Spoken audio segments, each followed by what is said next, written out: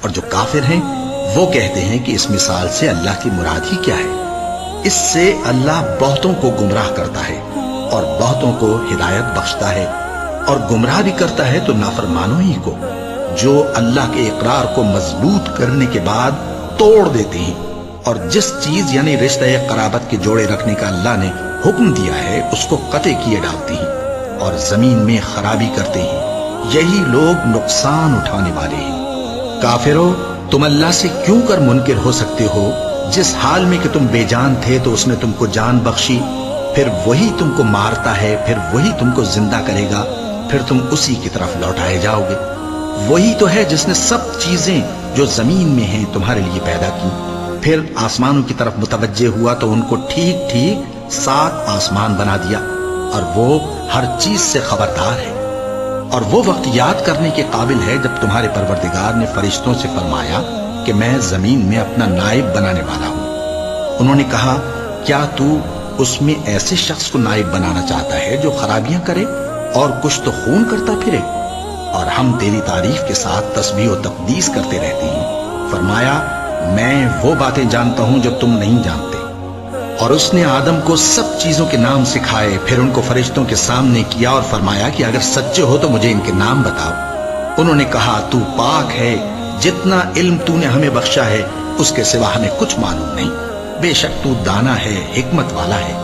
تب اللہ نے آدم کو حکم دیا کہ آدم، تم ان کو ان چیزوں کے نام بتاؤ۔ سو جب انہوں نے ان کو ان کے نام بتائے تو فرشتوں سے فرمایا، کیا میں نے تم سے نہیں کہا تھا کہ میں آسمانوں اور زمین کی سب پوشیدہ باتیں جانتا ہوں، اور جو تم ظاہر کرتے ہو اور جو پوشیدہ کرتے ہو سب مجھ کو معلوم ہے۔ اور جب ہم نے فرشتوں کو حکم دیا کہ آدم کے آگے سجدہ کرو تو وہ سب سجدے میں گر پڑے، مگر شیطان نے انکار کیا اور غرور میں آ کر کافر بن گیا۔ اور ہم نے کہا کہ اے آدم، تم اور تمہاری بیوی بہشت میں رہو اور جہاں سے چاہو بے روک ٹوک کھاؤ پیو، لیکن اس درخت کے پاس نہ جانا، نہیں تو ظالموں میں ہو جاؤ گے۔ پھر شیطان نے دونوں کو اس درخت کے بارے میں پھسلا دیا اور جس عیش و نشاط میں تھے اس سے ان کو نکلوا دیا۔ تب ہم نے حکم دیا کہ بہشت بری سے چلے جاؤ، تم ایک دوسرے کے دشمن ہو، اور تمہارے لیے زمین میں ایک وقت تک ٹھکانہ اور معاش مقرر کر دیا گیا ہے۔ پھر آدم نے اپنے پروردگار سے کچھ کلمات سیکھے اور معافی مانگی تو اس نے ان کا قصور معاف کر دیا۔ بے شک وہ معاف کرنے والا ہے، بڑا مہربان ہے۔ ہم نے فرمایا کہ تم سب یہاں سے اتر جاؤ، جب تمہارے پاس میری طرف سے ہدایت پہنچے تو اس کی پیروی کرنا، کہ جنہوں نے میری ہدایت کی پیروی کی ان کو نہ کچھ خوف ہوگا اور نہ وہ غمناک ہوں گے، اور جنہوں نے اس کو قبول نہ کیا اور ہماری آیتوں کو جھٹلایا وہ دوزخ میں جانے والے ہیں اور وہ ہمیشہ اس میں رہیں گے۔ اے آل یعقوب، میرے وہ احسان یاد کرو جو میں نے تم پر کیے تھے، اور اس اقرار کو پورا کرو جو تم نے مجھ سے کیا تھا۔ میں اس اقرار کو پورا کروں گا جو میں نے تم سے کیا تھا، اور مجھی سے ڈرتے رہو۔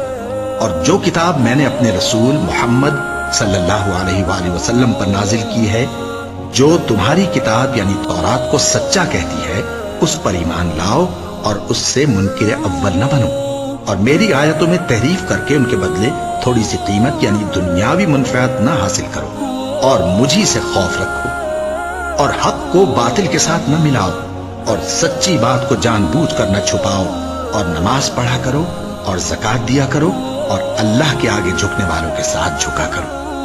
یہ کیا عقل کی بات ہے کہ تم لوگوں کو نیکی کرنے کو کہتے ہو اور اپنے تئیں فراموش کیے دیتے ہو، حالانکہ تم اللہ کی کتاب بھی پڑھتے ہو؟ کیا تم سمجھتے نہیں؟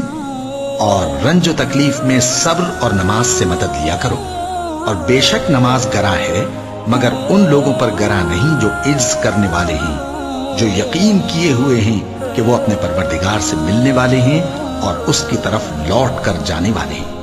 اے یعقوب کی اولاد، میرے وہ احسان یاد کرو جو میں نے تم پر کیے تھے، اور یہ کہ میں نے تم کو جہان کے لوگوں پر فضیلت بخشی تھی، اور اس دن سے ڈرو جب کوئی کسی کے کچھ بھی کام نہ آئے، اور نہ کسی کی سفارش منظور کی جائے، اور نہ کسی سے کسی طرح کا بدلہ قبول کیا جائے، اور نہ لوگ کسی اور طرح مدد حاصل کر سکیں۔ اور ہمارے ان احسانات کو یاد کرو جب ہم نے تم کو قوم فرعون سے نجات بخشی۔ وہ لوگ تم کو بڑا دکھ دیتے تھے، تمہارے بیٹوں کو تو قتل کر ڈالتے تھے اور بیٹیوں کو زندہ رہنے دیتے تھے، اور اس میں تمہارے پروردگار کی طرف سے بڑی سخت آزمائش تھی۔ اور جب ہم نے تمہارے لیے سمندر کو پھاڑ دیا، پھر تم کو تو نجات دی اور فرعون کی قوم کو غرق کر دیا،